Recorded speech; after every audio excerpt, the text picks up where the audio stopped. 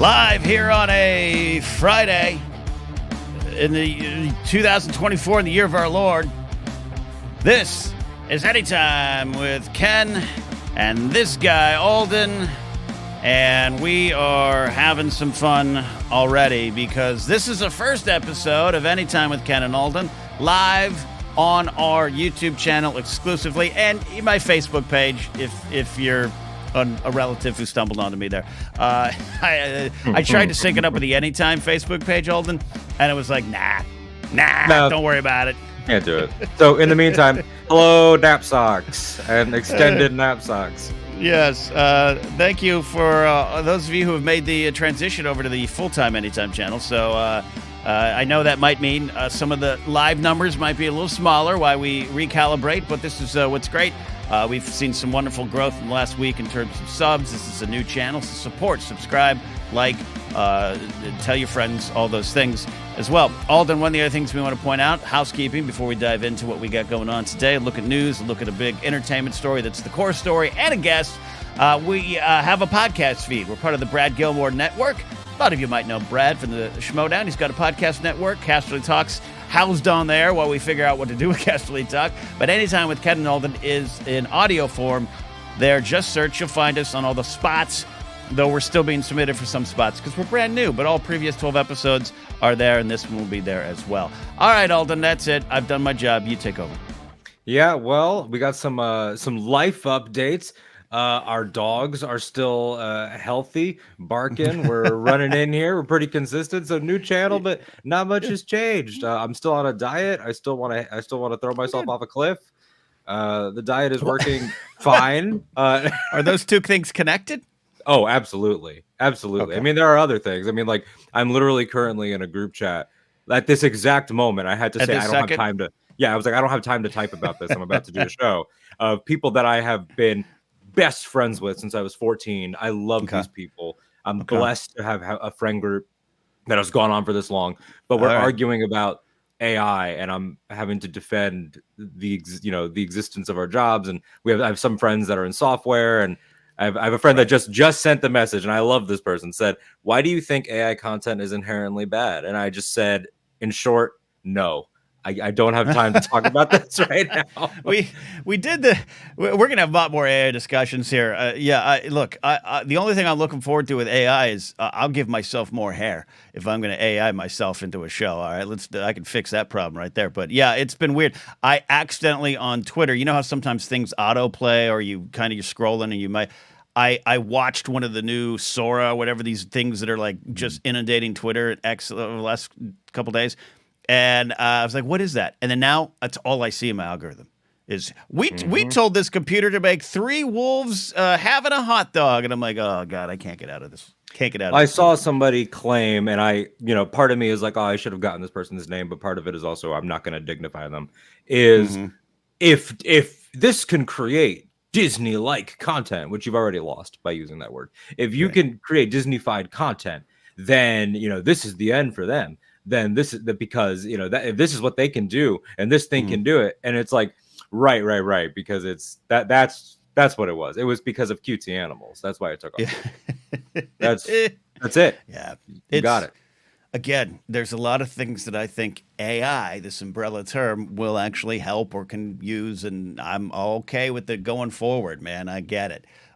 But man, it is the people behind it. It's like a lot of things, right?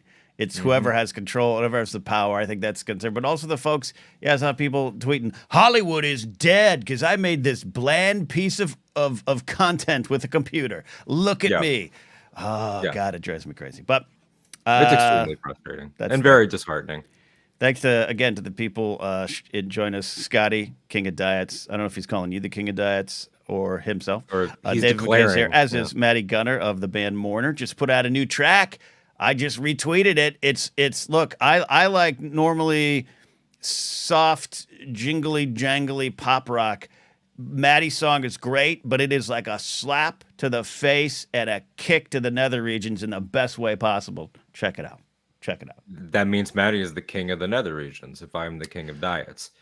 Yes. He actually, when I met him when I hung out with him at the Excel Center in London, he just kept saying that to everyone. Hi, I'm the king of the nether regions. And I'm sure it worked for him. He's a handsome fella. We got Trey checking in. I think Scotty Jarrow may be AI. Hard to disagree. I think that. We got Eli from In the Galaxy. Hard C content. Yeah, it's a derogatory term. Content. Yeah. Content. We got here Jared. I'm finding Jared's update. Where is it? Jared, you said something here about your new job. He got a job. Got a new job. Good for him, because jobs, man, they're actually hard to come by, despite reports, and I believe the reports of 350,000 jobs introduced into the economy. You have to work 75,000 of them to pay your rent, but yes, they are there. Yep, they are existing, and yeah, like you said, like you can nobody can get a place to live while they have the job, so you can live at the job. Maybe you can live at the job. I think, did I accidentally stumble into a Jon Stewart, like both sides right there? Did I stumble into it? Oof. Look, I'm gonna be full disclosure with everybody. We're gonna touch on some news up top, both tragic and disturbing. You know, obviously, if you paid at all attention to our country in the last few days, you are aware of what I am referring to. Also, we're gonna touch on some headlines, because in an unusual reformatting, not unusual, but the entertainment news basically is the topic today. We knew it was gonna get big. So we're gonna hit our friend Ben Affleck. Don't think I forgot about him. And then we'll get into some other stuff. But I'm fair warning. This will probably be the angriest I've been on this show so far. Oh wow! And Ken and our special guest Nikki Kumar are gonna have to be the ones that rein me. It's gonna be fun. It's unlike our very pleasant Taylor Swift private jet discussion last week. I think I'm coming from your angle, but also have been on the other side of it. So it's going to be a fun discussion. I'm curious to see if we can rein you back. Are we going to get 12 tweet thread Alden in live form here, or are we going to calm you down? No, we don't need to, because some tech bro with no opinions on anything can just simulate me. There's not even a place for that anymore. Not even a place for that anymore. Well, what should we look? This is the challenge of doing shows that go to a lot of different directions today. We can go to our opening segment. I'd love to find out what Ben Affleck we are. We also have some news to discuss. Now, the news segment, as we've said before, is pulled out. It's a separate video on this channel. Try to drop it every Wednesday, which I did this week. So you can check that out. We can discuss news. But Alden, what do you feel? Should we at least discover who we are today, and then we discuss all things, including the horrible stuff? We should. We are a special Ben Affleck today, a big game Affleck, because even though it feels like it was a month ago, it was last weekend. And so that's right. There we go. This really does feel like the Super Bowl is so far in the rear view. But if you are ready, what Ben Affleck we are today, Ken, we are making a commercial with my wife, Ben Affleck. We are dragging my best friend along back there, out of focus, Matt Damon. And then Tom Brady, which means, as I was explaining to my family, if you take the commercial salaries for Jennifer Lopez, Ben Affleck, Tom Brady, and Matt Damon, I cannot imagine what was spent on this, on top of the other stuff you would need for an ad. The reason why I selected this is not just because it's timely and funny, but it's because it is committing to the bit in the face of utter oblivion. Like, you know that this man, he's a politically aware guy. That this man is going through it. He's trying to raise children in a world where the climate's collapsing. Like, you consider the Affleck in you, everything that you share with this man. And then look at him. It's like when you would get up in the morning and go to council. It's just like, we're pushing through, and we're gonna do it with pizzazz. I also fully aware. We're now releasing audio versions of this podcast, so it is the Dunkin' Donuts Super Bowl commercial. And I guess we'll have to make sure we describe that going forward.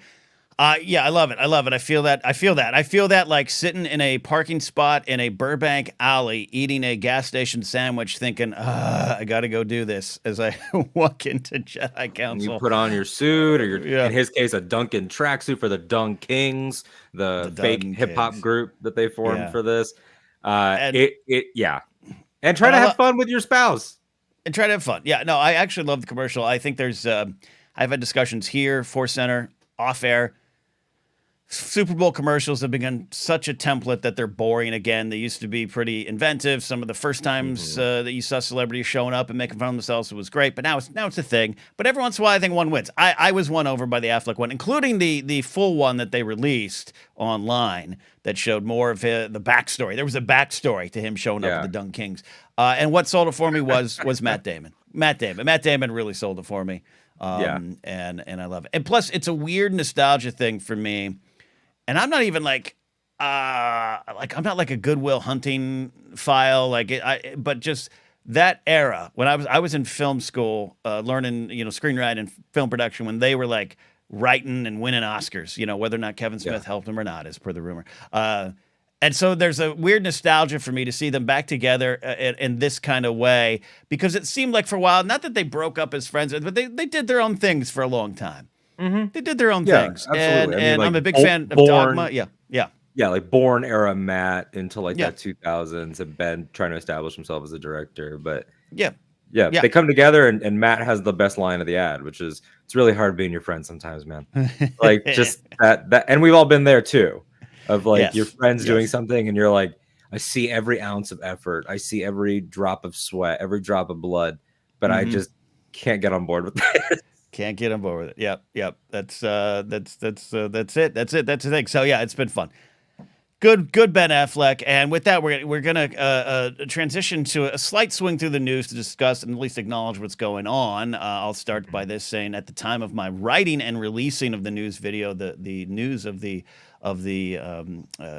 shooting in Kansas City at the parade for the Kansas City Super Bowl win had just broke, so I did address it in the news a little bit there. More information has come out. It looks like it was they have 3 teens in custody, some charged, some not, following that story as well. But it was a dispute that spilled out into this horrible incident. Over 30 injured, most of them children. One person, a 43-year-old radio DJ working the event, did die.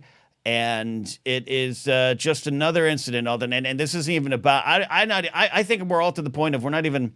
This isn't now a gun control conversation spin-off topic starter. This is just enough, right? From you pick your angle. I don't care what angle it is. Pick it.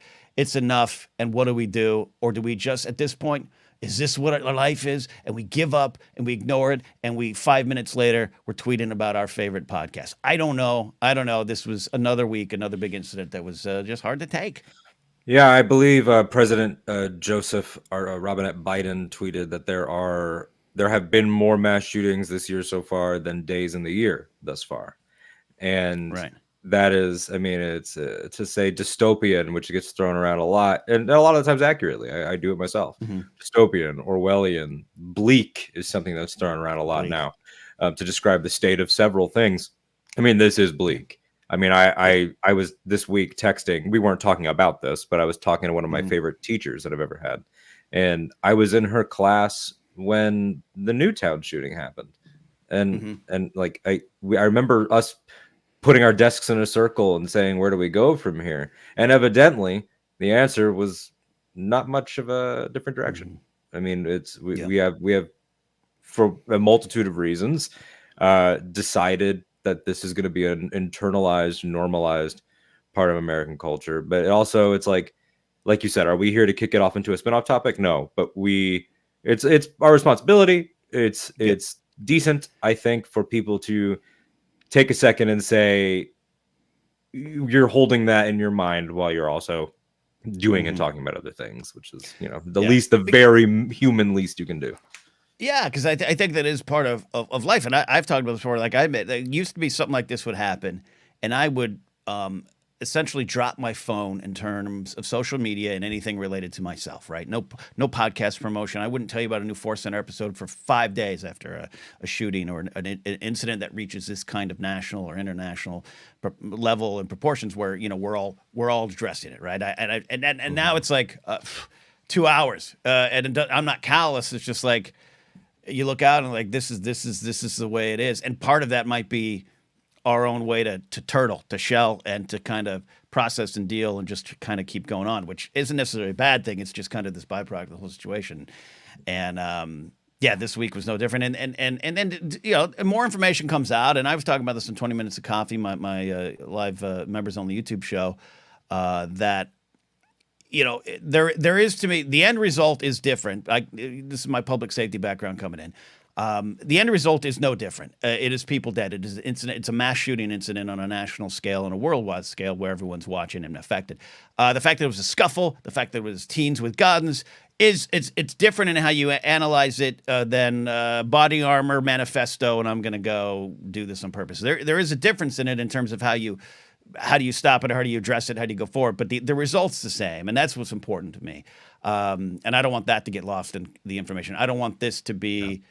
it was a scuffle gone awry, or as the mayor or the governor, or whoever the fuck he is out there, because he has lax gun control thoughts, was like, they're criminals, they're thugs.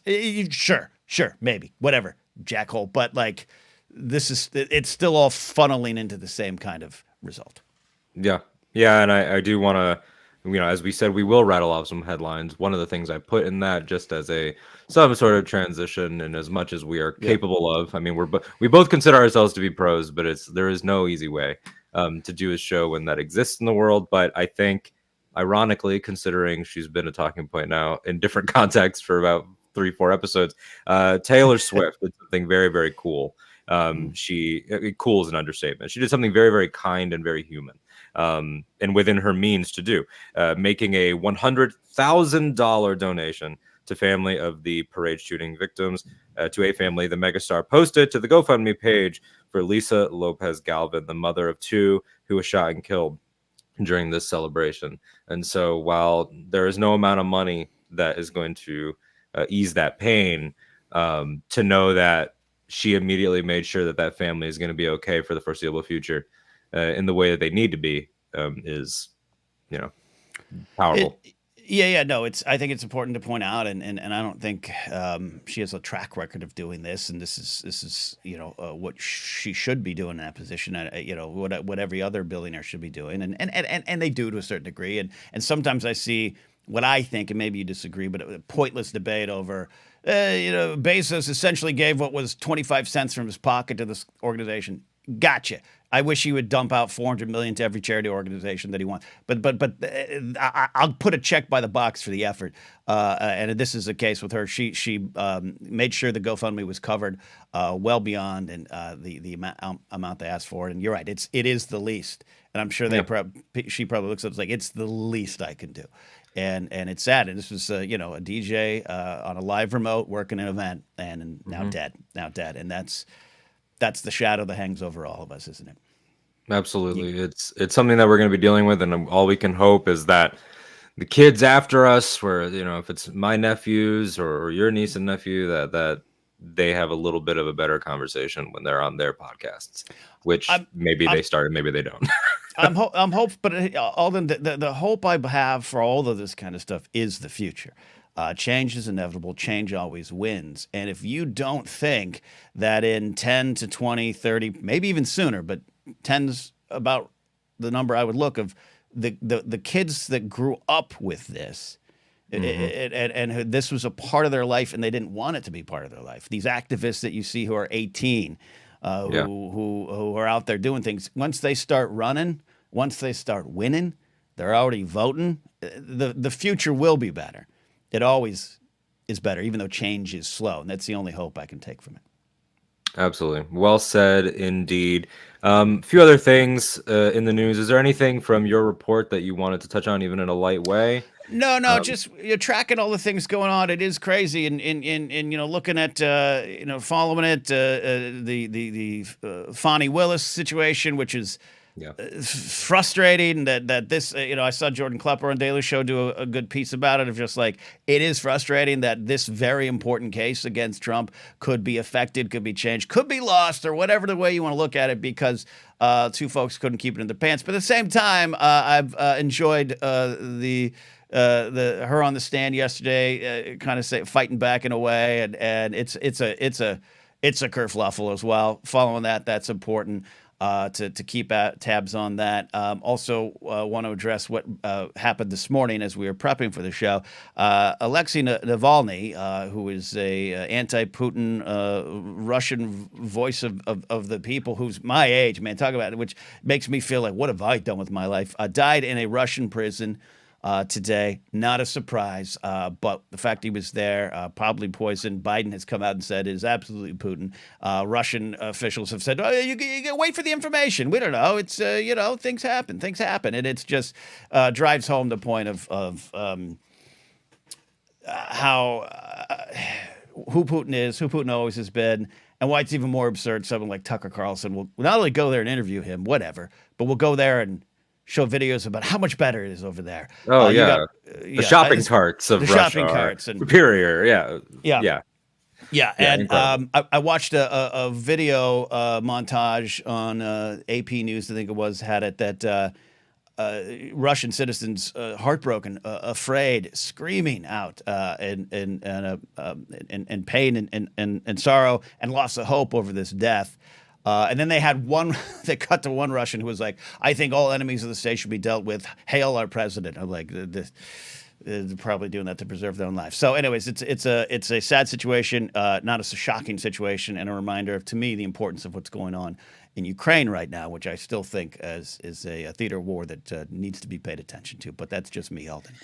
Yeah, absolutely. I mean, in the same, not in the same tonality or context, but the same place in our hearts. It's one of those things that now this is our 13th episode of Anytime, and those of you that have been with us from the beginning, those of you who are finding us right now, we welcome you, and we want to sometimes, to say re-up sounds very flippant, but we sometimes want to reestablish where we're standing on these things. Of course, during the Super Bowl, the bombings that were happening in Gaza, and what was happening Rafah, to Rafah, the only zone that was considered safe refuge, the most densely populated place on Earth during all of this, and the amount of children, not minors, Associated Press, not young people, children that were being killed, not in the line of fire or experiencing the effects of bombs or whatever passive language you want to use, that were kids in tents. We've moved past buildings, now we're at tents being bombed. So it's and it's something that will weave its way into the overall topic today. But I'm not even making light of it. Are you joking of the effects of bombing? Was that a phrase used? It's just insane. Any type of like that's insane. I can't. I can't say for sure that there was a bombing one. That's me editorializing. But I do know there was a hit by bullet one. Yeah. There was a hit by bullet, and it's like that's called being shot. That's called being shot. Yeah.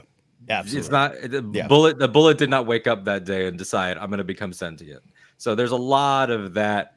We're trying to maintain our employment by using the most. It's very, very gross and weird.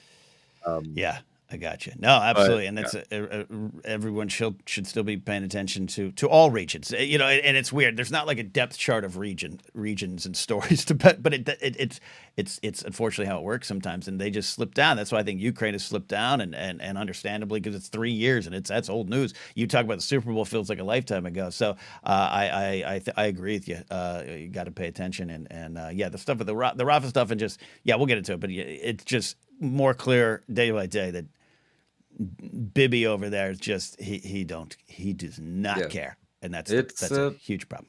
It's an outright, whether it started like that or not, or retaliation turned into it, whatever. We're at the point of undeniable genocide, and to see the cowardice of people like Trudeau, more angry that a flag was waved by a hospital or on a hospital than any of the. South Africa is now expanding its case, and it seems like it's them in Ireland yelling into a void. But we'll continue to discuss as in the best way we can, and hopefully bring out some people that are perhaps more entrenched or more qualified. Again, in another weird pivot, that's news and other news because we're shifting the conversation. The majority of it will be entertainment, light entertainment things before we get into the Jon Stewart of it all, the thing that you all see by the title and by the thumbnail or by the podcast title. Again, audio listeners. The Super Bowl, of course, brings all of its promo and everything. Deadpool and Wolverine revealed, Wicked revealed, more Kingdom of the Planet of the Apes, Quiet Place. The Fantastic Forecast was finally unveiled after every leaker and scooper and everything already outright said who was in the movie and people were being asked. I will never understand why we let leakers get a say. We should be destroying them and trying to outpace them and trying to control our narrative. But evidently that's just not the business right now. It's a Pandora's box that cannot be closed. No, it can't. But for those of you playing at home, Pedro Pascal, you might have heard of him, becomes another sci-fi fantasy dad. Vanessa Kirby, Joseph Quinn from Stranger Things, and Eben Moss-Backrack from both Andor and The Bear as the ever-loving blue-eyed thing. A great moment for Jewish representation in superhero films because oftentimes those roles are given to non-Jewish actors. So I'm going to note that.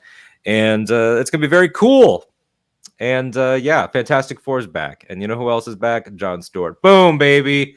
A successful pivot. It's successful transition. Well, that's a great transition. And I think we should bring in our guest. And you should have the honors, sir. Indeed. The following. He hails from both Texas and the coastal elite areas of Los Angeles.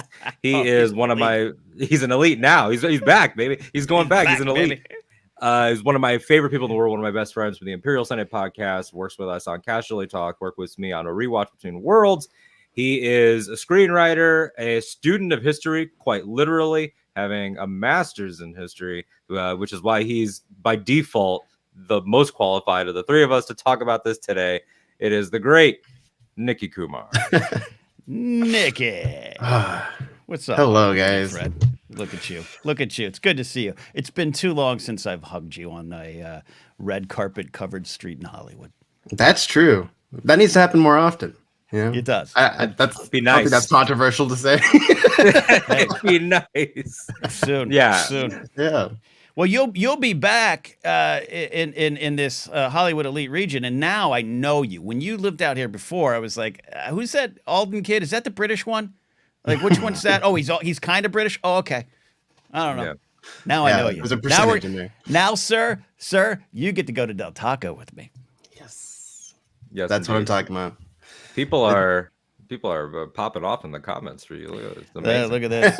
Nikki's got his fans. Well, I'll let you dive into this, Alden, but to set the scene here, Monday night, Jon Stewart returned to The Daily Show after a 9-year absence. He's kind of there as a steward, not a Stewart, but a steward to kind of, calm the waters of the show while they find the right host. I thought a lot of people think they might have had one, Roy Wood Jr., and let him go, and Roy walked, and I actually really agree with the idea behind that.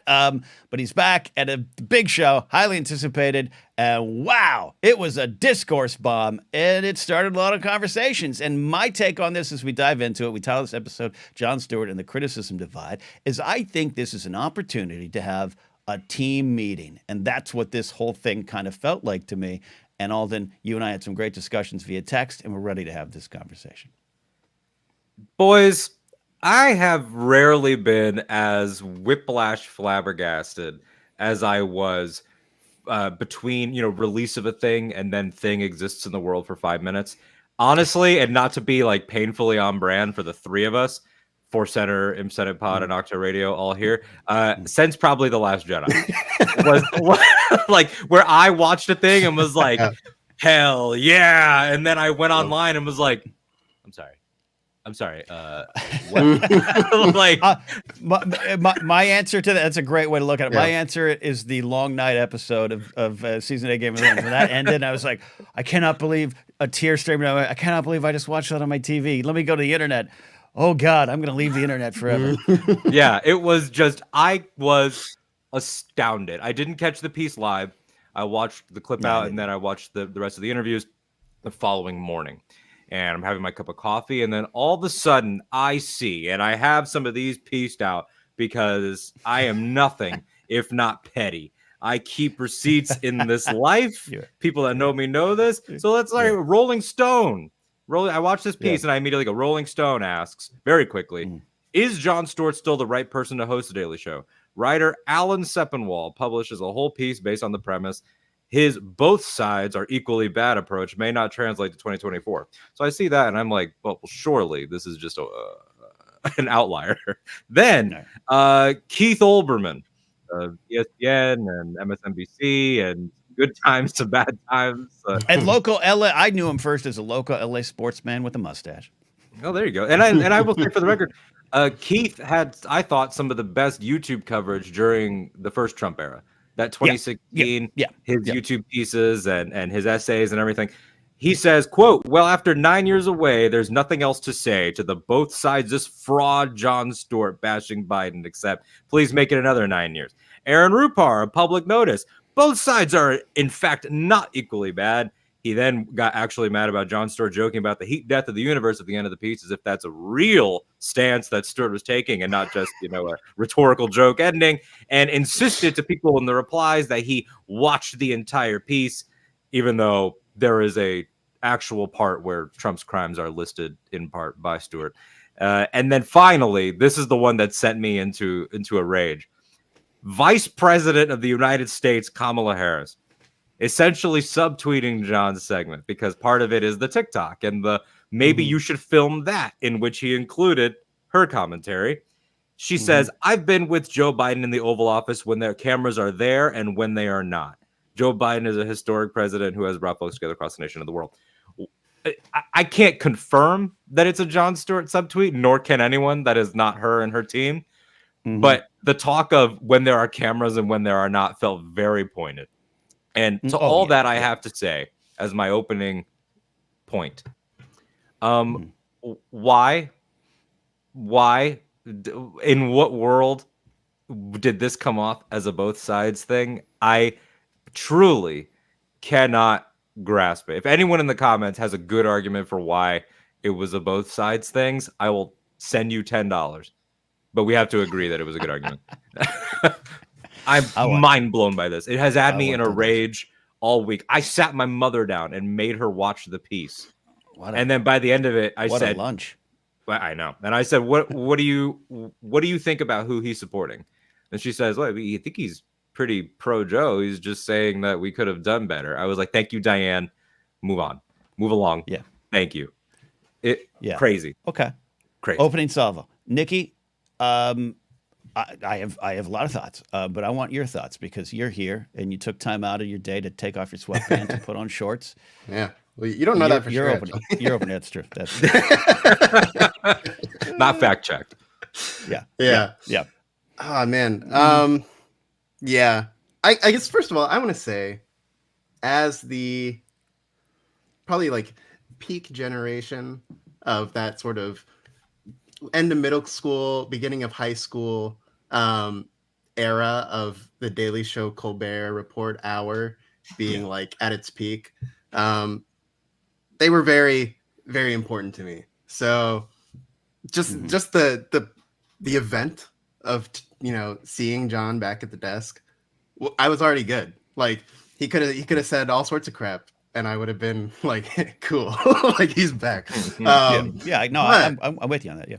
But yeah, like the both sides thing, I think it speaks to a lot of sort of societal tendencies that I feel like I've had the misfortune of observing on the the age of the internet. And I think one of them is like, for one, the notion that any nuanced conversation can be accused of like both sides or centrism or whatever. Like you can't have multiple things discussed without it being, well, you're not taking a side. Right. I think that is a tendency people have. And I think that's what Rolling Stone and Keith Olbermann and everyone else, I think that's what they flew to. Because, like, I think if you're going to make it a sides thing, I think it is very clear where John is on a side.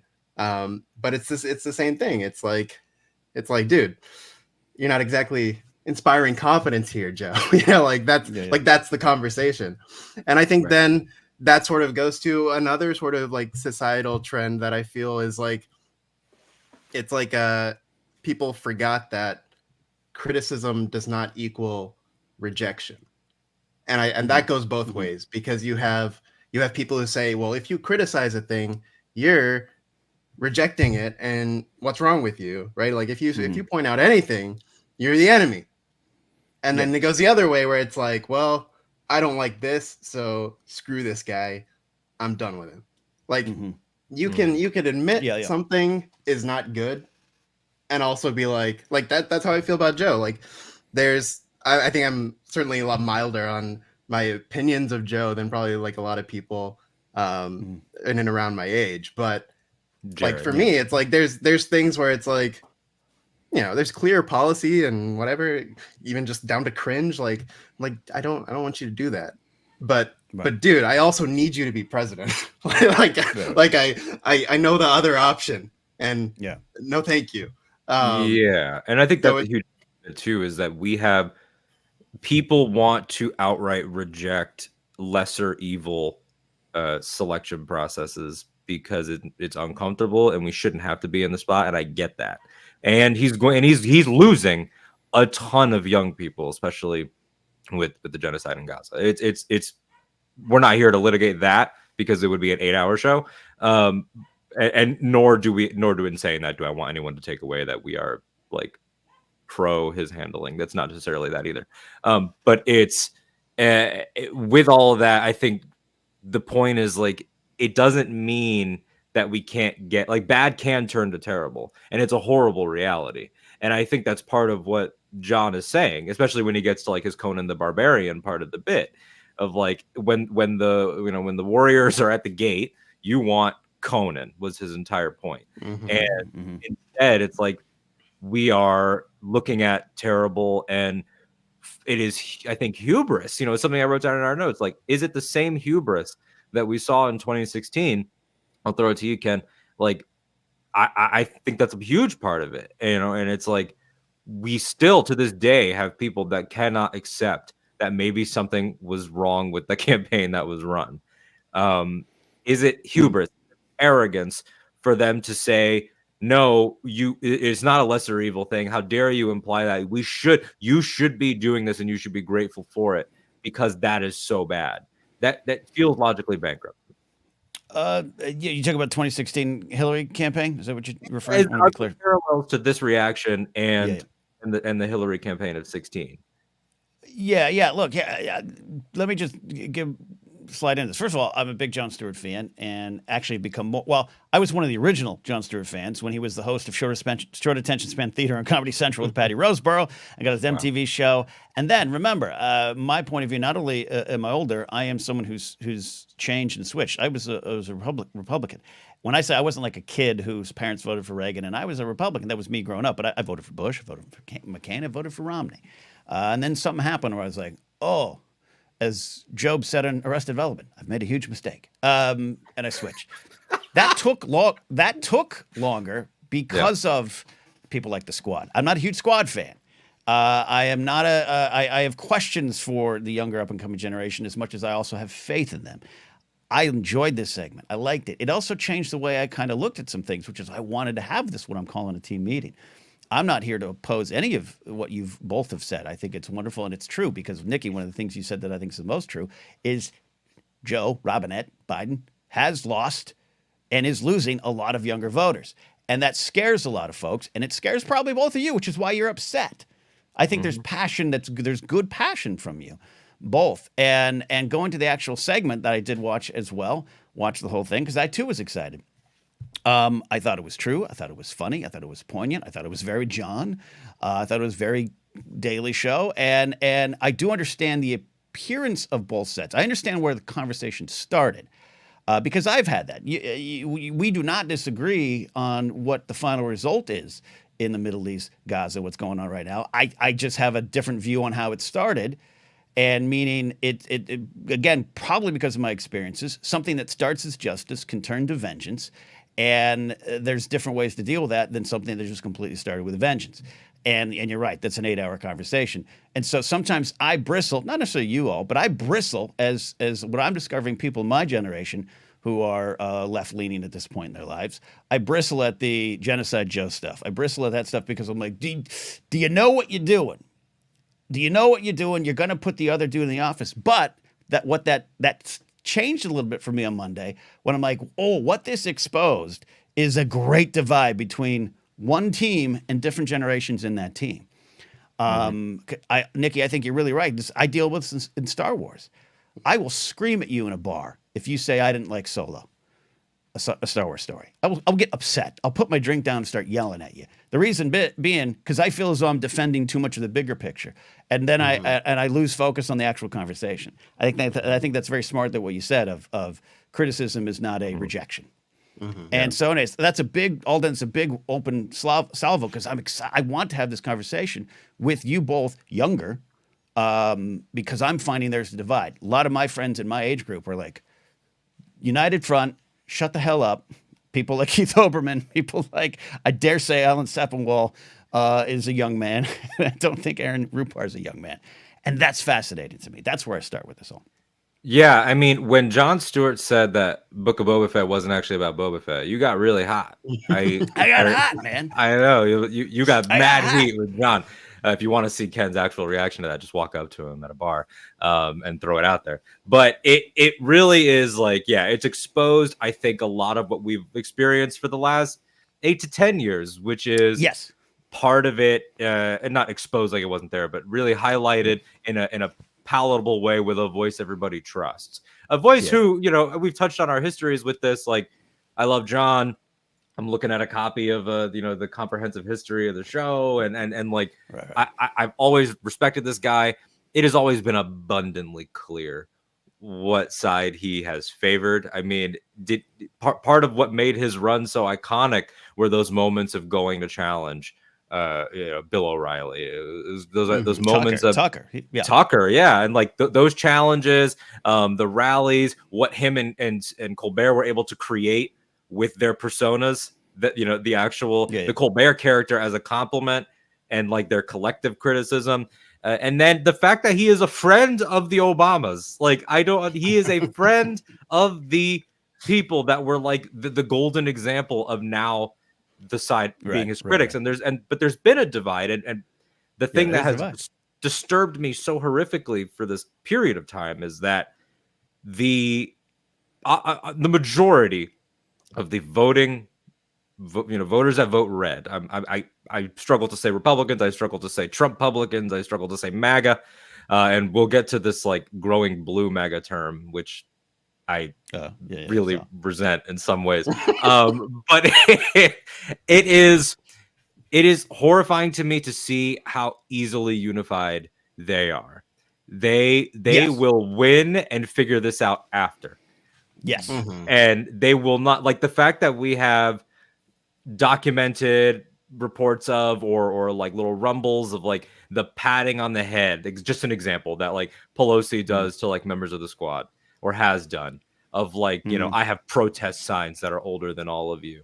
Like that type of stuff infects the side and grows into this, how dare this comic say something accurate about Joseph R. Biden. It's not like this was a piece about policy either.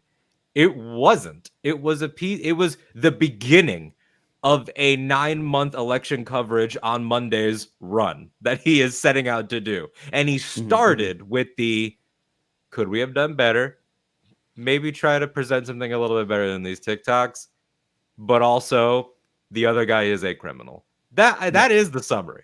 And so it's like, for people to be like, how dare you? Like, how dare what? Did you guys forget that people didn't want him in the first place? At least a lot of people that you needed. Like I was not a Joe guy, and not to speak for you, Nikki, but you weren't either, at least when we had a complete field. But we fell in line. But now to then get grabbed by the collars and say, how dare you say anything about it after we fell in line, is so counterintuitive. It's a little authoritarian and a little weird. I like that. I understand that take. This is what I want. I want to understand where you're coming from. That actually makes sense to me. Nikki, bring your bearded reason to this. Yeah, I mean, I don't think I have as much of a like, I don't know, like the establishment is coming after me feeling. I don't quite have that as much. But I think I do get scared about, you know, again, like the same point of how easily, the other side falls in line and how fractured this side is. And I think it always goes back to that great, what's it, like, I guess, saying, I don't know who said it first, but I hear it a lot. It's like the left wants to fall in love, the right wants to fall in line. And it's like, yeah, I mean, that's kind of it. Like, and I don't know, it's just like, at what point is it helping the conversation? I don't know. It's like, we are in this place where the stakes are very high, and we can't afford to be making enemies out of each other. It's like, in the end, it's like we do more or less want the same things to whatever degree, and yeah. No, this is again, and Alden, I know this is a conversation you wanted to have, and I was like, you're leading it, but I'm jumping into to say, like, no, I love what you're both saying, because I think there's a tendency to be like I saw you even tweet, Alden, like, what is, so what, you want Trump in office? I know both of you don't.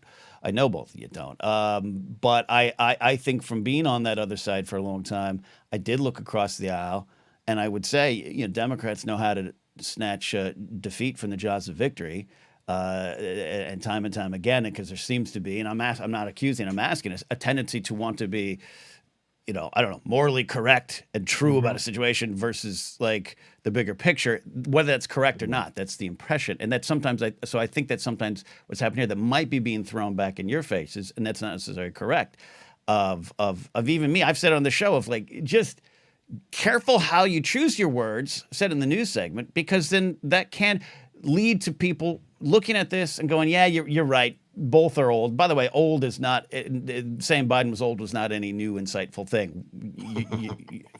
He was old when I was in junior high watching him on Congressional. Like, we all get it.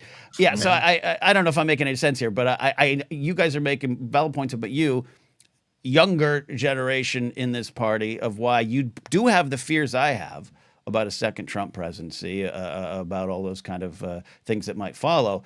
And I have to understand that and respect that if I'm to have a conversation with you going forward, right? That I can't assume that you're the Democratic version of rhinos. Dinos. You're Dinos, Yeah, and it's sense? Like, it does make sense. And I think, just to build on that, for listeners and viewers, it's not even that you're disagreeing with us on the John of this all, but you are representing the 40-somethings liberal right now. Careful. In a certain way. Early 40s. The early 40s, something. The cusp 39. Like, yeah, it really, it's important to establish that stuff. And on a broader level, I wrote this, and maybe we should have stood here, but I'm pissed. Like, I really, this topic has had me in a rage all day. I was blowing up Nikki and our pal Reed Devaney Monday morning, bright and early. Like, did people watch the same thing that is this a media literacy issue? I mean, Nikki, your tweet, I think, kind of sums it up more succinctly than I do, as you often do. I will say in 2 paragraphs what Nikki can say in 2 sentences. And it was, maybe you need an adult to explain this to you. That's why we called Nikki one tweet thread over here. Your 12 tweet thread. He's it's true. like in the Old West. I do think it was a bit of a media literacy issue. But yeah, Nikki, go ahead. Yeah, no, I think it's just sort of, these knee-jerk reactionary things that happen in politics. It's like the paper is so thin that any spark will just set someone off. And I think it is. So it's like, there's media literacy, but I also think there's just pure reactionism. Like the slight notion of being bumped by something and ready to go off on it. Like, I think that is because yeah, like sure, if you're staunch. I think there were some people who expected John to get on the TV and just start going to town on Trump. Yeah. And like when he doesn't do that, okay, if that's what you expected, then sure, you're gonna be like a little taken by that. But I think it's like, yeah, that's when you have to be, again, sit down and let the adult help you out, because it's like, okay, relax. What is he actually saying? And I think I don't like at all disagree that people don't know how to accept information and deal with it as well as maybe they might have in the past. But I do think it's like this reactionism, just ready to go. It's like everything's ready to snap. Yeah, and again, I take about 3 tweets to your 1, Nikki, as I stumble upon my words. But I like what you're saying, and I like what you tweeted. That when I say it's a media literacy issue, it isn't like sometimes from Star Wars where I'm like, did you understand the character of Luke Skywalker in Return of the Jedi? I don't think you did. It isn't that. It is, again, I watched it and I puckered a little bit. I was like, oh, okay.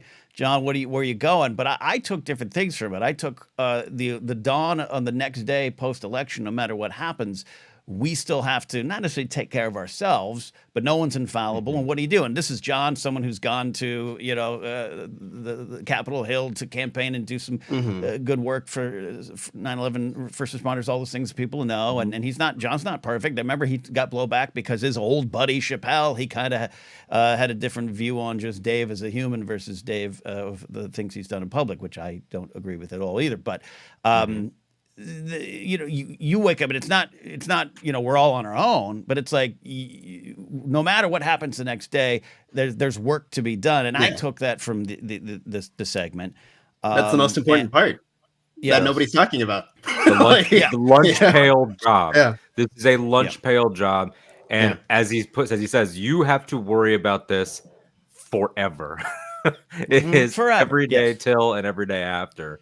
And that is important. I mean, that's there is hope in there. And again, it comes down to this idea that any criticism of one thing, even the thing that you are supporting or regrettably supporting, we see people in the comments that are not happy about the fact that they had to vote for Biden. I mean, Jared's there. I'm right there with him. I resented the fact that I had to vote for him, and I still do. But the alternative is stupid fascism. We kind of don't have a choice. I'm largely there, and so it's like. With all that said, can I just say that? Because that was when I made this transition, when I was a free agent and signed with a new team politically. One of my friends, former Screen Junkie guy who was once married by The Rock, I'll just say, he laughed at me. I was like, I'm kind of an independent. He's like, you're a Biden Democrat, because he's a Republican from the 90s. And I was like, you're right. I feel safe now switching. So I just say that to laugh at Jared's comment. I was like, I had no problem with it because it's probably who I would have voted for in 96. What are you talking about? Yeah. Anyways. But no, it makes sense. And so it's like, regardless of my vote will go for the Democrats, regardless of your path there, the notion that you can't say anything about it along the way because it's bad. Like I am a little bit, my feathers are ruffled by the idea that is coming out of the establishment sources and a lot of big publications that like Rolling Stone, just people that should know better, especially like Olbermann. He pissed me off a lot too because he should know better. It's like the idea that because you're doing it, you can't say anything about it. It's like, well, imagine if we applied that to life. Like, imagine if we applied that to the movies we watched. Like, I bought this ticket, so I guess I better shut up. Like, it's just it's very, very weird. And it feels like a little bit of a slippery slope. And the fact that he hasn't even really gotten started, John hasn't really gotten started, it does not bode well. And honestly, he would probably be, and he's a lot better at this than I am, that's for sure. He's probably going to make this a part of his next segment. So, not to date this too much, but they knew this was going to happen because Jordan Klepper comes on to make the joke about it. Like, you said the both sides. So absolutely, I'm more curious about the follow up than I am this thing. Well, one thing really quick, like I think it's a chicken and egg thing. I don't know what came first, but I think they are like reactions to each other. of there's a side of like, you can't say anything bad because that will hurt this. And I think that is a reaction to, or a reaction of, or whatever. Again, I don't know which came first. Two, there's a side of any little thing that they don't like about Biden is a chance to say, look how he was crap all the time. And like, and I think that is a sort of now two sides of a coin that are going to be bashing, like constantly hitting each other. And again, I wish there was a place everyone could join in the middle, right? Like, because it like most things in life, it is a bit of both. And it is also both aren't as true as they are, as Denny's. People think they are. I think Ken suggested Denny's. This is why I talk about a team meeting again, because I know the divide. I know friends of mine in my age group who are a lot longer than me, been playing for the left, and who have this. And I think it comes from fear. We don't want fear to motivate. Of it's not just simply look at the alternative. It's like we can't. We feel as though we can't have the alternative. And so there's a little bit of it's that, oh good, and that's why I was fascinated by this segment too, because it did, even for me. And I mentioned some, again, maybe not the time to go into it, but I mentioned some of my thoughts on the Middle East that might not differ, but there's just a different angle on it because I have a different perspective, a different life, and I have a tendency to be like, don't shut up. Shut up so we can win this thing and then figure it out. But that is not acknowledging what you both, and especially Alden, I know for text, are feeling. And I want to try to understand it, address it, sit around in Denny's and have some moons over my hammies and flapjacks and talk about it, how best we go forward. Because I know you all have the fear of the future too. And you're both saying some wonderful things that help me understand where you're coming from when I see your tweets, not even just about this incident, and it's and change and growth happens. And I mentioned before, like I think I love the members of the squad and what they bring. I just sometimes I've been like, that's not correct. Don't say that. You're da-da-da-da. And then I watch AOC grow and mature, and now getting blowback. She's now getting blowback from people like, well, this is what happens. And it's like, no. She's better at understanding how this all works, better or worse. And I'm fascinated by that. And I want to know what to do with all that with you, the younger generation. How do we come together over at this Denny's meal and move forward? What you said about, and by the way, I just want to say, podcast listeners, I apologize. I am going to reference the YouTube comments, although we encourage you, join us. The fact that there is a YouTube comment battle happening right now, respectfully, so I'm not going to step in. I mean, JMB is defending Biden. We got Eli bringing up some criticism. Jared, we got explaining Biden's record. We're talking about, viable alternatives. This does not happen in right-wing comments. I'm just going to say that. And it's not a good or bad thing. It's an observation. It's almost like we're thinking too much. It makes me think of like 2016, back when Bill Maher was palatable for like a minute. I remember he did a panel where he had Trey Crowder on, the comedian who's the self-proclaimed liberal redneck. And he said, and cover your ears if you have children, do you want to be right or do you want to fucking win? And I remember that, and it sticks out in my mind. And so, that's funny. But Ken, you touched on fear, which is a big thing too. And I think part of it is part of my resentment and my anger throughout this week has been, did we suddenly become the royal we, all of us, a side, used loosely because evidently there are many corners within this side or group? Do we become a side motivated by fear, and how that makes me feel sort of grossed out and weak? If people don't want to feel grossed out or weak, and if we're at the point now where it's like, hey, a legendary TV comedian host that's always pretty much been on our side, don't you dare say a bad thing, even if it's provable. Don't say that he's elderly, even though we know he is, because if you say that, it's all going to crumble. Isn't Nikki what you said about the paper catching fire? Like, if we are going to live constantly like that, then what fight do we have left? Ideologically, what campaign do you build on a pay no attention to the elderly man being elderly? Like, I joke sometimes with, my family, like a celebrity will die who's in their 70s, and my mother will be like, oh, I'm so young. I'm like, I'm sorry, that's not young. I'm sorry. Like, we need to accept that fact. We need to accept that he's elderly. And if the fact that somebody who is on television points it out scares you, then what do we got? He is. But I cannot wait, Alden, until you are 29 years younger than Carl Weathers and you have a complete emotional freak out over it. I can't wait till that day happens. Well, I mean, even that was part of John's thing where he said, "Bring that camera in, bring it in." Yeah. And they get all up on his face. This is me 20 years ago. Yeah.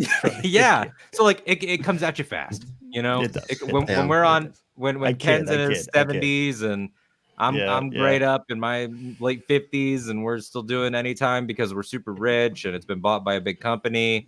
Crossing fingers. Then maybe we'll revisit this. But good Lord, like, are we gonna live like this? Is this the campaign they're running?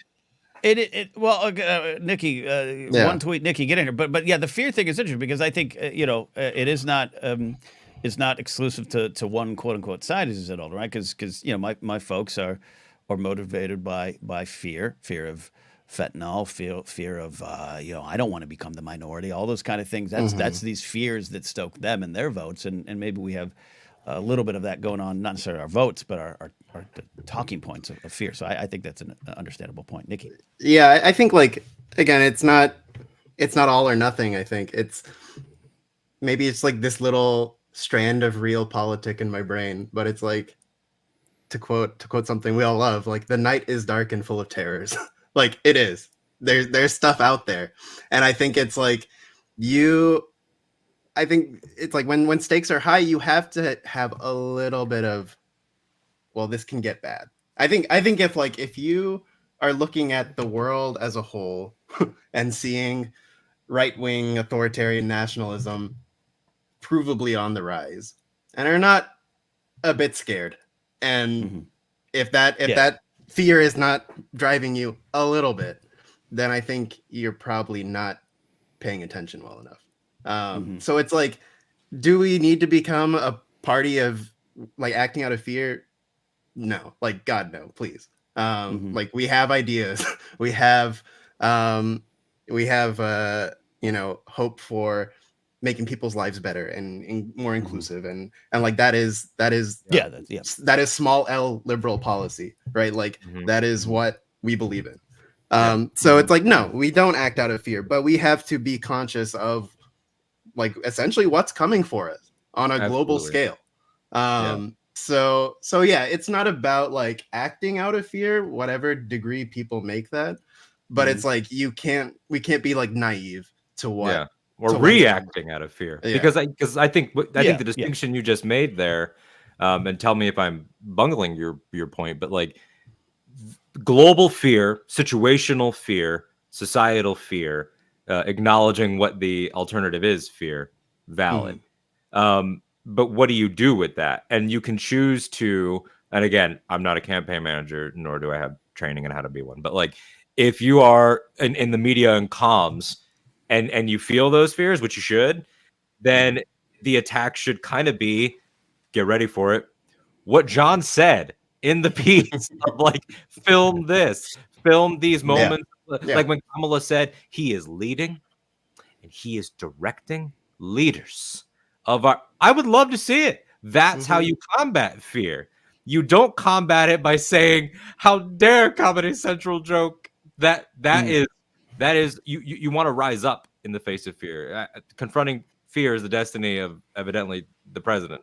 But it's like, move in that direction. Don't be so fearful that you want to do sleight of hand. Don't look at this TikTok. Don't look at John. Like, very strange reaction. Which is your first point, reactionary. Yeah, and like I think with John especially, you look at his segment, everything he did with Biden. It's like I think there's an inability to notice friendly criticism and unfriendly criticism, and I think both exist within the left of the president, right? Like there's accusatory criticism and there's, look, man, let's get a little better at this kind of criticism. So it's like it does exist, and it's not like, I think it's like so many things are true at the same time. there is an element of criticism that is trying to undermine, and then there's an element of criticism that's trying to improve. And I think in conflating the two is part of the issue, right? Saying it's all the same is part of the issue. I really like what you're saying. I really like that a lot. Also, if we were to rebrand this show or launch it now, we'd probably be called Multiple Truths with Ken and Alden. And maybe that's every single episode. It's almost like that's the way the world works. This was finally, this is the big final thing I took out of it and want to discuss and have this discussion with you both is just on, the TikTok level and the chocolate chip cookies and all this stuff. Other than that was kind of funny. I took that and maybe wrong of what John was saying at 60 years of age, who probably works with people much younger and did. If you ever, I was a big fan of The Problem with Jon Stewart and the podcast they also had on YouTube to follow the episodes. He probably is seeing what I think I need to see more, which is what you're saying, not conflate the two kinds of criticism, but also to realize no matter what I think about Joseph Robinette Biden, other people, even on my team, have a different view and have the chocolate chip cookie view. What the hell are you doing? Because it's not working, right? And we are losing momentum. Not losing necessarily in terms of polls in the elections, but we're losing folks in your age demographics, or not even age, but just who see the world a little different than I do, who are like, what is he doing? And that's a conversation starter of. You're not on the teams there. You're not on Biden's campaign managing team, but like, what's the answer? What when we say do better, what could we do? And I'm not putting you both on the spot. I thought that was the point of it, of John acknowledging something that maybe even, he didn't see a month ago before he took the show of. He shouldn't be on TikTok talking about chocolate chip cookies. If he's on TikTok, he should be talking about what he's done or policies or what he wants to do or saying stronger things. That's the final big thing I took from it. Yeah, I mean, like, if you're going to go where they are, which I don't think there is an inherent problem with, I don't think that there is an inherent shame in it. If you're going to do it, make it work for your purposes. Don't try to, I mean, look, it's very hard for Nikki and I to discuss this without ending up down a rabbit hole of how certain iconic legacy brands just baffle us with their choices about how they are engaging on social media. I mean, typing like children with no grammar, no punctuation, very OMG bestie type social media management. But it's like, we should not have to have those same conversations about the president of the United States of America. Like that, I don't know how to say it in like that. Maybe that sounds flippant or simple, Nikki. I don't know, but like having that conversation about a brand is one thing, about whether or not the Wendy's social media manager is the Oppenheimer of how we do marketing. But like, it should not have moved here. No, I think generally coming from the anti Big C content world, hard C. There we go. Like, I don't. It's like, that something should be above that. Something should, whether it's real, whether the reality is they do need to go on TikTok. Like, I don't, I'm not enough of a campaigner to know.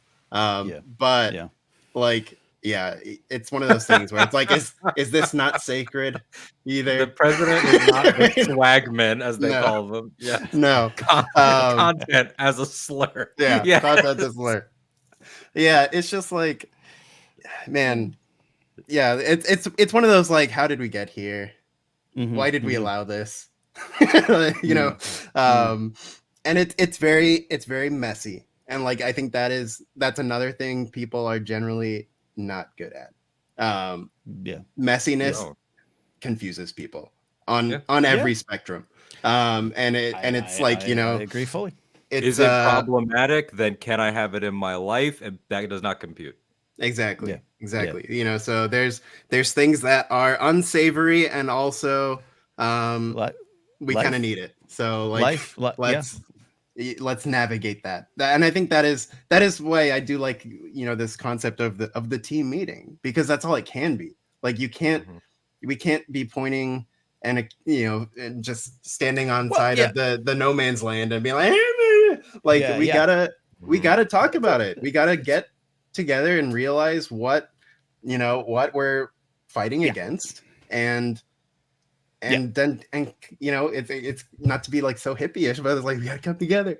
There's a lot. Yeah, sorry. First of all, life is messy. Like when you're making a batch of chocolate chip cookies, it's messy. But I Nikki, as always, can't wait to treat you to at least 1.5 tacos at Del Taco. And Alden, I love you as always too. But Nikki, you said something so smart there of just like the team meeting thing that I was joking and then now actually proposing. Not that all Democrats should meet at a Denny's. There's one on Sunset. It's in Gower. It's kind of a little dirty, but we'll go there. It's okay, and I think sometimes I'm afraid that you mentioned the Star Wars thing. It's like, I know the budget of Kenobi wasn't the best, but I will defend that show for a lot of reasons. Not only number one, I liked it, but two, there's a lot of racist dog whistling commentary about it, and a lot of people opening the back door to racist and sexist comments about Star Wars. So I'm going to defend it overall, but it's okay to have the conversations and be, I'm making a weird obtuse sports reference. This is why I don't have a problem with Travis Kelce yelling at his coach, because that happens in battle. That's okay. A family fight is okay. Let's not fight about it. Let's discuss it. And I'm hearing you both, especially Alden, I'm hearing you both saying you will resent me if I say you're the reason Trump got elected, right? So that's not productive for me to even think that at this point. Even if I ever did. We've got, and I'm going to resent you going, this is why we have, a 90s Republican as a Democratic president. We've got to sit down and actually figure out the best way forward. And this show we're not saying we three got to figure it out. That's the biggest thing I took for the Jon Stewart thing is he ripped open a Band-Aid. They should replace the DNC with Anytime with Ken and Alden, and we'll get together and hire a bunch of people. No, but yeah, it's at the point where there needs to be some sort of come to Jesus for the entire side about, isn't that what the convention's for? What do I know? But what is the forming the platform? The Democratic National Convention? Yeah, I don't those. I don't attend. What is the purpose? I just go for the Rage Against the Machine concert. Yeah. And look, Paul Ryan's favorite band. That's right. We start every Democrat team meeting with this litmus test. Do you understand that Luthen Rail is a bad guy? Yes or no? Then we have the conversation. Yeah, he's a bad guy because he understands this. He understands that he has no soul. He gets it. But it's we could be here for another 3 hours and we're gonna wind this down. But no, I got lunch at Wood Ranch. It's about which I want to go to, but you said I didn't earn. You haven't earned it yet. Nikki's earned it. Nikki's earned it. We're going to Wood Ranch, Nikki, when you get to town. It's it's all of this is also deeply connected to the fact that there is no vision for the future, at least not that we've been let in on. And so when I think it's part of it is that's also a thing of fear, is that maybe they've realized we're in the year and people have zero picture of what 2028 is. And as I've said to both of you separately in texts, the thing that Barack Hussein Obama was better at selling more than anything else, he sold 3 things: hope, chains, and Joseph Biden. He sold Joe Biden like it was going out of style. Like it was a tan suit going out of style. And they have not done a single thing, in my opinion, to put Kamala over, to borrow a wrestling term. And so what is the future? I think that scares them. I think what's going on in the world scares them.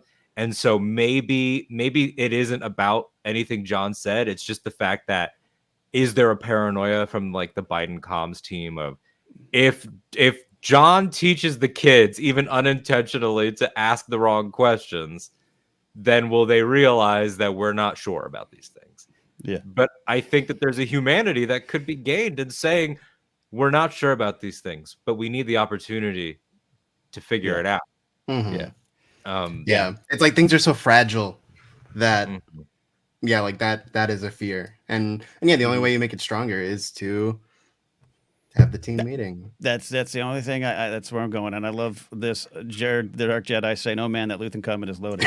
It's not loaded. I'll be direct. Joseph and I are right about this. Luthen is the bad guy. Saw's the bad guy. Mothma wins. Cassian Andor rejects Luthen's philosophies in Rogue One.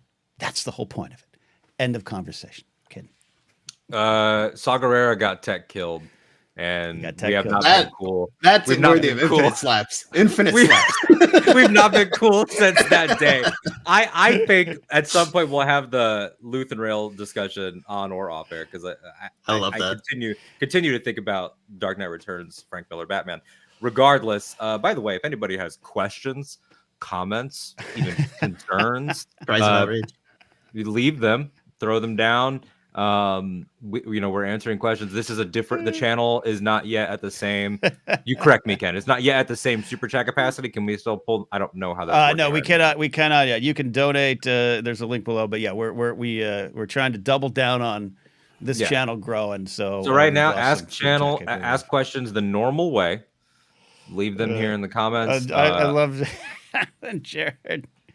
Look, man, that speech was one of the most overwritten guy in a coffee shop speeches ever written. It was excellent.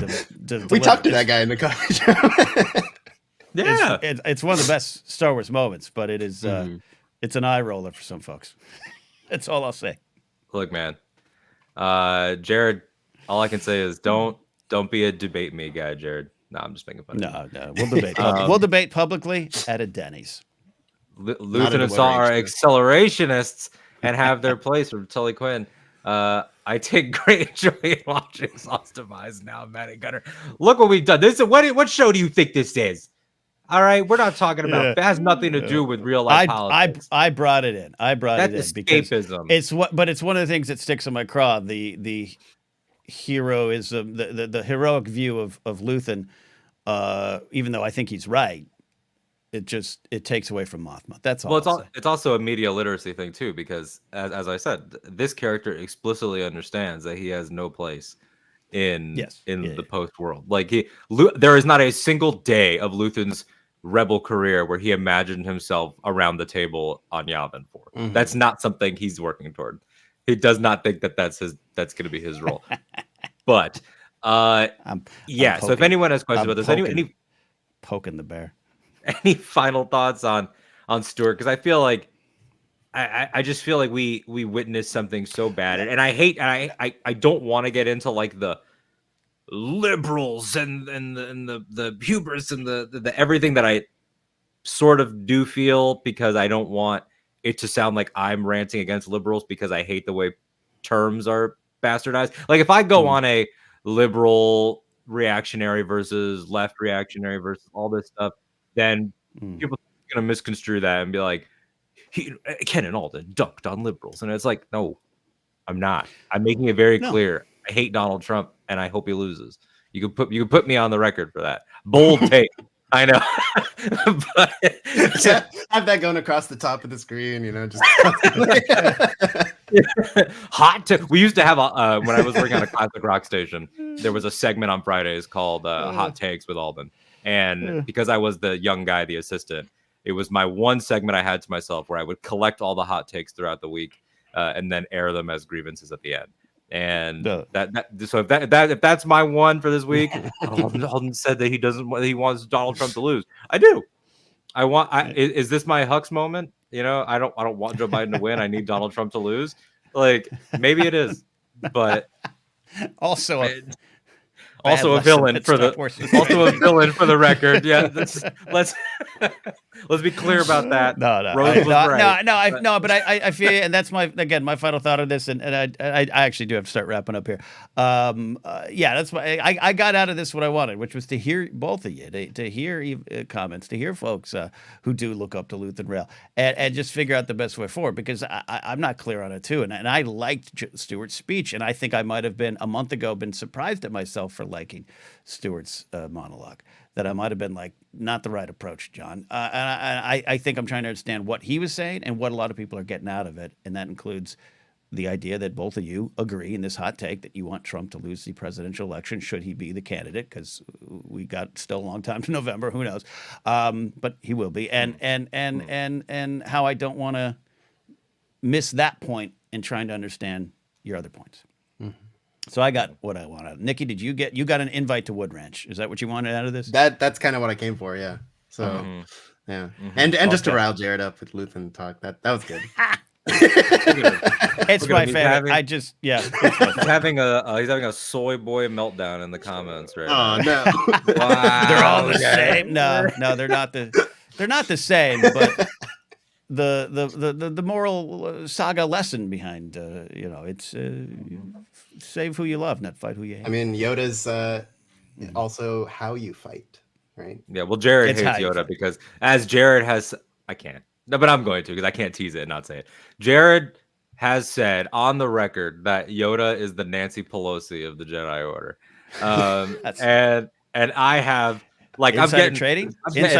Yoda's made a stock sale of 1.5 million or whatever. I'm getting hot just thinking about it, but no, it's and I was just literally hot. I really think in terms of what we get out of this is just can we, in the spirit of what we all try to do whenever we're on air, can we ask why? Can we dig one foot deeper? Can we actually, like, I hate it because sometimes it is up to opinion, especially because media literacy is a thing that we yell about a lot these days, and I do it all the time because I think it is in the toilet. If you watch that thing and you say, oh, it's a both sides approach, and then someone, maybe his name is Alden Diaz, takes the clip of when he listed Trump's crimes right after saying that Joe doesn't have those crimes, and I present that to you, don't scoff and be like, well, I mean, no, I'm sorry, you're just wrong. Like, there are times when you're just wrong. There are times when you misread it. There are times when you didn't get it. And I think that we got to the point in all media discussions where, because everybody has a voice, and they should, and because everyone has the right to a platform, and they should, we just decided to take every take as equally valid. And I'm sorry, but we've all been in English classes. We've all been in writing classes. We've all done this. I mean, Nikki, you've analyzed history. There are takes and opinions, but it's going to get to the point where your professor steps in and says, you missed the mark on that one. C-. Try again. Like, you're going to have that. So that's where I'm at with this, is if this is just one episode into this run of coverage for someone that's on the right side, can we try? Yeah. We just try. I like it. I like what you're both saying. I love having you both here. We will meet at Denny's, and Alden, yes. Don't worry. You'll get to taste those cheesy garlic rolls at Wood Ranch. I'm working my way up. I had the smokehouse, and then I'll have Wood Ranch. Eventually, maybe I'll get to have a drink with Joseph Scribshaw, Musso, and Frank, and then is Spago still a thing? I know that was a popular place. That's too. No, we don't. No, we go historically more relevant and interesting, but quality lower. Yeah. Okay. More interesting, but quality lower. The Ken Knapsack story. More interesting. Oh, that's funny. Okay. Again, last call for questions and everything. Nikki, stick around for these. I do have one that I received via text from one of our listeners. I don't think it could be here today. But before we do that, I want to give an opportunity for Ken to share something, and as much as you want to, or we can punt, whatever you want to do, because I know we are a little constrained on time. This week was the 22nd birthday for Vanessa Carlton's 1,000 Miles. Oh, God. Yeah, we did. Yes, this is fascinating. Which is something we wanted to touch on, a song that I think at least Nikki and I's age group knows as the song Terry Crews sings along to in White Chicks. Is probably what put it on the map, because Terry Crews sold it so well, of doing little karaoke and doing his little shimmies and everything. So this song from the album Be Not Nobody. Wow, it just kind of struck me that Vanessa Carlton kind of looks like Jen Murrow, friend of the show. But anyway, Ken, 22 years ago, I'm 6. Sorry. And you're listening to 1,000 Miles. What happened? Were you angry? Was it too sensitive? This is a very important song to my history and my development. And I said, I didn't switch. It's not just about how I switched political parties in terms of voting. I always say I'm still technically a registered independent just because I can't find the paperwork or the time to change it.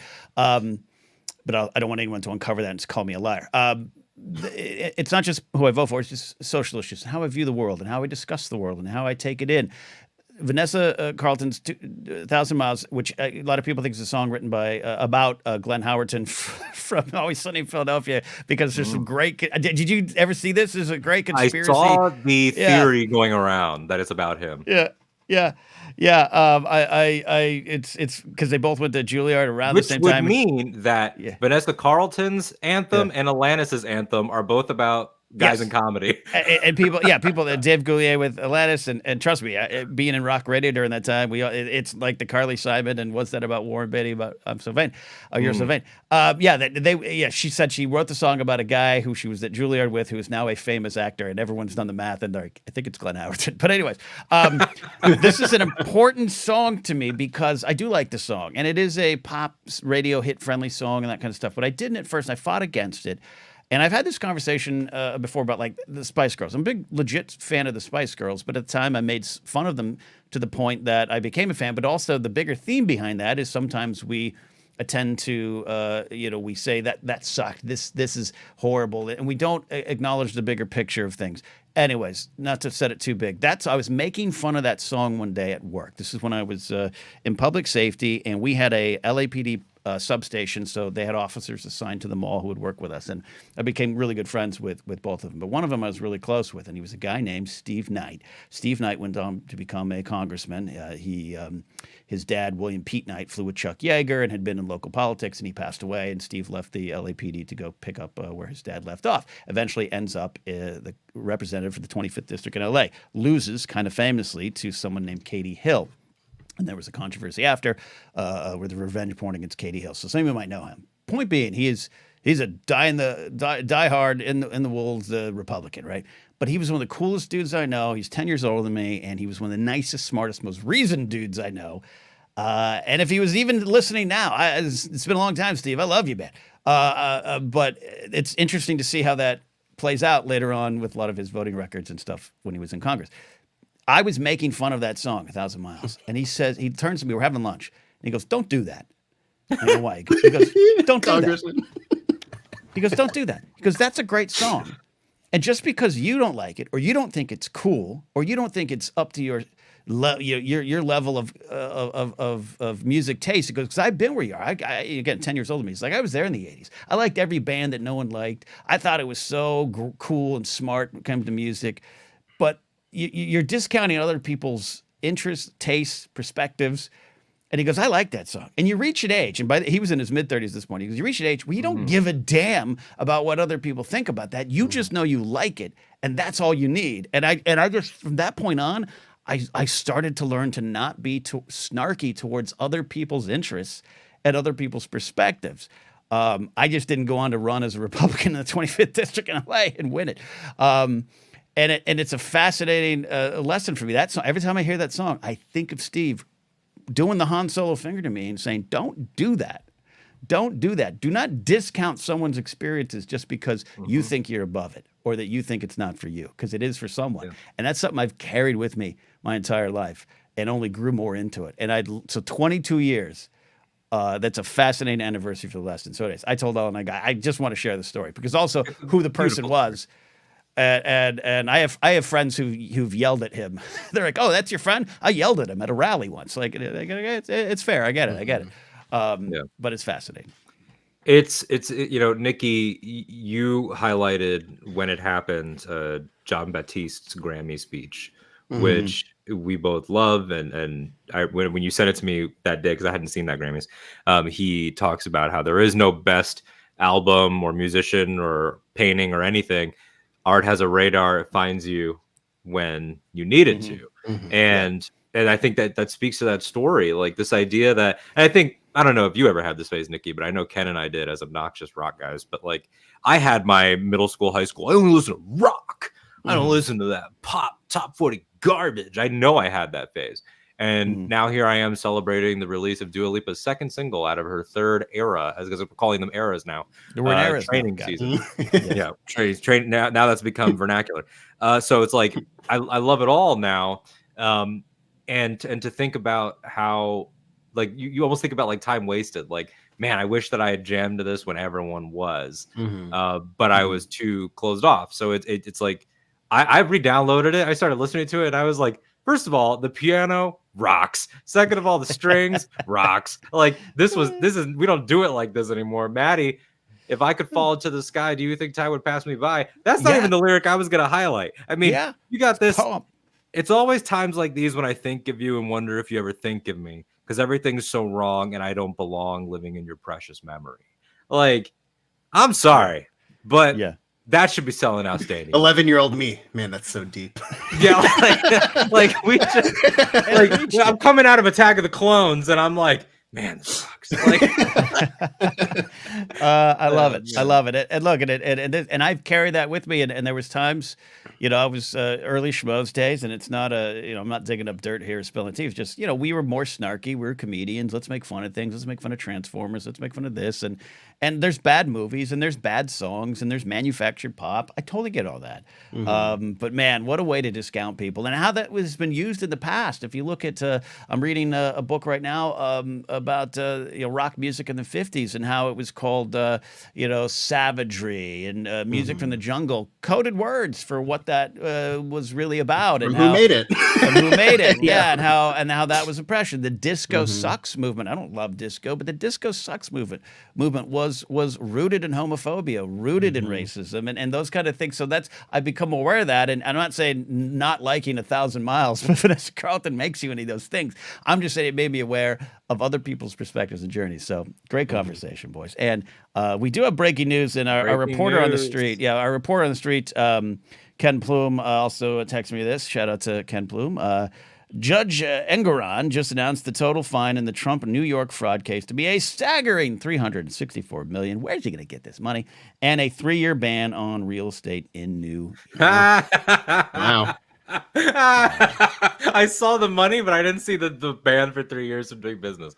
Oh, I'm sure the emails are going out to help them raise the money back. I'm releasing a new set of NFT cards. They're great. Get them. Some dad just threw his Miller Lite across the room and is explaining to his wife why they need to help him. Yeah. And explaining the deep state is against him. All right, we're almost out of here, but before I got an audience question here, and then I have the one via text. Hit me.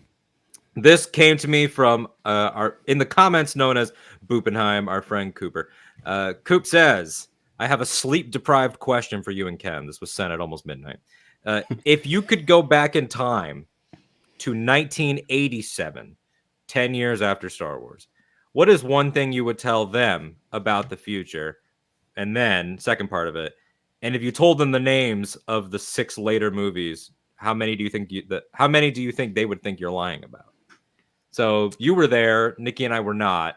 So you might have a better perspective about how they would react to certain things. I'm looking at across the studio here at my 10th anniversary VHS set of Star Wars films right there. Oh, man. I was there, man. What would I tell Star Wars? Assuming this is related to Star Wars, right? Not that. Yeah, 1987. Your Commodore 64 will be in your pocket as a phone. That's one thing. I would tell them that I would say this doesn't end, and get ready. And it's wonderful, and there's parts of it you can engage with, and there's going to be so much for you to choose from. But also, I would say, go back and rewatch those movies and start trying to understand the why. I always say, I mentioned it earlier, but I think a lot of the backlash, and again, as I always say, if you don't like The Last Jedi, that's totally fine. But I think a lot of the backlash to some of the choices in that film stem from people not understanding the choices in Return of the Jedi. And that there's an entire generation growing up who did not understand that one's journey to become a warrior ends with him throwing down his weapon. And it's on screen, it's explicit, but you see it, but it's still more of a Luke's going to go kick his ass type of vibe. And I think we grew up with that. And I would say, if you can, because then by this point, I'm in my preteens, like start trying to understand a little bit more the themes of the art that you're enjoying. And that sounds like a boring, almost pretentious answer, but it goes into a little bit of the conversation about 1,000 Miles is trying to understand a little bit more what's there versus just what's on the surface. As far as the titles of movies, you wouldn't believe most of them. I think the one that you would be most intrigued by and think is just, wow, that's cool, is The Force Awakens. I still think that's one of the great titles. I've grown to love all the titles. I was there, man. I know you both. I was there, man. trying to like Vanessa Carlton songs when they announced Attack of the Clones, and I was like, how dare they? And that's one of my favorite titles. It's so absolutely good. It's absolutely one of my favorite titles. It is a 1950s sci-fi movie. Of course it is. That's why there's a diner, which is a place of comfort and home. But I think in '87, people will be like, it doesn't say Luke's black hand of revenge, like black glove of like there was a misunderstanding of what was going on. Yeah, Vermont Mike, I would tell them to treasure the B-wing because you'll never see it. Oh, that's funny. That's a beautiful. For the title, I mean, I also just love the mental image of Ken giving this incredible speech about like thematics and like your soul and your appreciation, and then a bunch of kids that look like season 1 Stranger Things gang being like shut up and just like riding away on their bikes after they but it's like titles wise, I'll start there because that's quicker. I think that they would definitely be like, what if you told them The Last Jedi, because these are the kids that had Return of the Jedi 4 years ago if it's 87. So it's like they might be like, but does that mean it's over? Does Luke lose? Like they would probably have a lot of questions at that. I think Revenge of the Sith would be funny because they'd go, what's a Sith? Like they wouldn't have that context. Well, we would be intrigued because remember we heard Darth Vader was a Dark Lord of the Sith from promotional material from A New Hope, but it was this like. But it's not in the fiction. Totally undefined. Yeah. So there's that. I think what I would tell them is, outside of just like the get ready for this to change, and you're gonna have it on your TV, you're gonna have it in comic books, people are gonna like.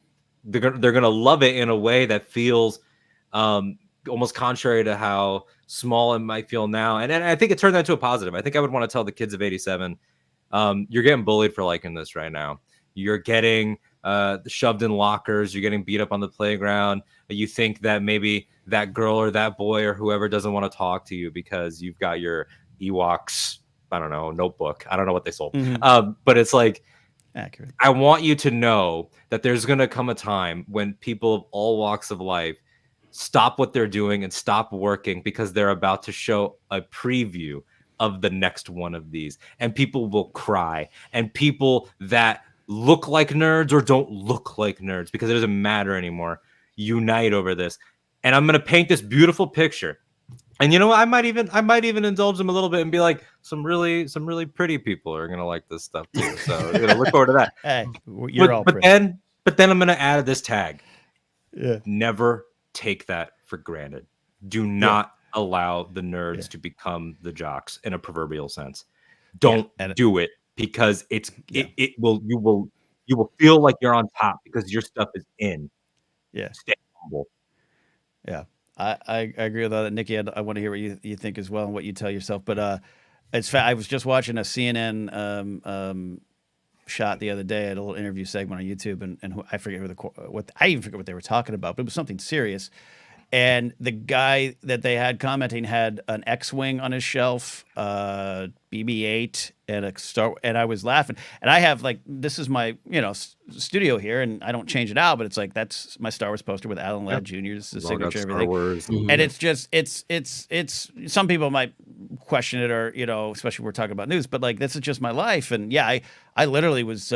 I was choked and beat up for wearing a Star Wars shirt and all that kind of stuff. So we change, and this is just in pop culture, but change is slow. And then be careful, because once you get that kind of power, what do you do with it? And I think you're right about that. Nikki, what would you tell yourself going back to 1987 in negative years? I guess I would say, on top of everything you guys have said, just the fact that you can make friends from around the world. You'll be connected to people. Yeah. All over the place because of this. But I think what I would say most importantly is look out for the kids, protect the kids. Yes. Because we were prequel kids. Maybe Ken, you were spiritually. And it's no, I was part of the problem there. I hadn't had my 1,000 miles lesson yet. There you go. So it was difficult. Right. And it was made difficult for sequel kids. Right. Mm-hmm. And that cycle can keep happening.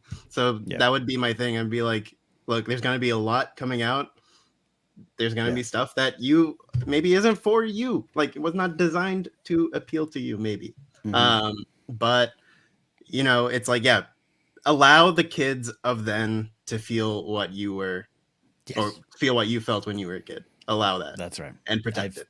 I've said this at parties to people to their face. I do not care if you do not like Rise of Skywalker, but I will not let you take that away from that 5-year-old over there. And I really mean it. And that does go back into, I also got to remember that not everyone is trying to take it from a 5-year-old. They just maybe don't like some aspects. Yeah. And I have to recalibrate sometimes, much like the conversation we had earlier. And the fact, like I talked about this the other night on a stream, like the fact that the 5-year-olds kids, but you know, just for the more direct connectivity, the 5-year-old girls that were the Rey kids are going to be 15, maybe even 16-year-olds, like getting their learner's permits when she comes back. They will hit you with their car. Run them down. By the time Mandalorian Grogu, a title I defend, others attack, hits screens in 2026. It'll be 11 years after Force Awakens. If you're 10 when you saw Force Awakens, you are 21 and probably a successful Twitch streamer, more than I ever will be. So you got some thoughts and opinions with the generation you grew up with. All right, we are getting out of here, but before we do, we had Nikki. I want to thank you very much for coming in here, having this conversation with us. It's one of many, and I hope people understand it. Yeah, I know every once in a while, I don't mind a little bickering in the chats. I think everyone is here to watch the show and be a member of this community. But I think these are good conversations to have because I'm trying to understand it just as you all trying to understand me. So I appreciate that, Nikki. We'll let you put yourself over here in a second. But before we go, we always have our Pop Rock Word of Wisdom to leave on, sponsored by my radio show, Pop Rock and Radio. And this time I thought, what fits for today? I didn't know which way this conversation will go in the world. The news every day is a challenge. I'm going to my guy, George Harrison. Give me love, give me peace on earth. Give me light, give me life, keep me free from birth. Give me hope, help me cope with this heavy load, trying to touch and reach you with heart and soul. My man, the late, great George Harrison from Give Me Love, Give Me Peace on Earth in 1973. Speaking of time and time passing there. So that's my pop rockin' word of wisdom. Alden, begin to take us out, my friend. Well, everybody, if you could all internalize a little bit of that George Harrison wisdom as we head into the weekend, as we head toward another Jon Stewart segment that'll break the internet, and another season of a Star Wars show that'll also break the internet. Choose, not just choose kindness, choose thoughtfulness. If there's something out there that bothers you, ask why. If there's something that you love, ask why, and try to find friends that'll help work it out with you. You cannot do this alone. You just can't. You can't do it alone. You got to find friends like Nikki Kumar. Nikki, tell them where they can find you. All right. You can check out things like the Imperial Senate podcast for Star Wars talk and all that. Like, what else? Oh my gosh. I don't know. I don't follow you that closely. Well, we haven't got lunch at Wood Ranch yet. Some of it's pending, casually talk. Pending, things in the works. Yeah. Things in the works. Yeah. If you want to keep stuff, present, check out the Imperial Senate podcast, but there will be a lot of cool stuff coming out, I think, by the summertime, certainly. Yeah. So Twitter, Instagram, all that jazz. Yeah. There you go. We'll throw a link down below because I probably forgot to do it because this morning was a lot of fun. That's it. Thank you for watching, supporting, listening, subscribing, listening to podcasts, and hanging out with us here on Anytime with Ken and Alden and today's guest, Nikki Kumar. See you next time, friends. Bye.